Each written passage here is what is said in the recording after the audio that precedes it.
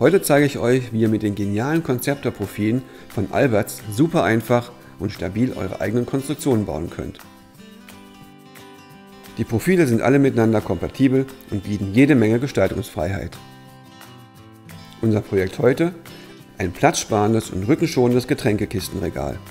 Damit sorgt ihr für Ordnung in euren Kisten. Um es simpel zu halten, nutzen wir nur Meterstücke. Hier ist die Liste. Dazu brauchen wir noch einen 50er Pack Alberts M6 Schrauben und Muttern, ein Bastelblech 100 x 30 cm und folgendes Werkzeug: eine Metallsäge, etwas mühsam, oder besser einen Winkelschleifer mit einer dünnen Trennscheibe, eine Lamellenscheibe zum Entgraten der Schnittkanten. Um die Profile sicher zu bearbeiten, brauchen wir 2 Schraubzwingen oder einen Schraubstock, ein 4er Innensechskant und einen 10 mm Ring- oder Gabelschlüssel. Alle Teile und Maße findet ihr unten in der Beschreibung. Und los geht's! Zuerst zeichnen wir die Maße an und teilen sie.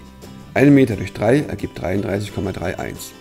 Den zweiten Schnitt setzen wir etwas weiter, um nicht durch eine Stanzung zu schneiden, also ungefähr 66,5.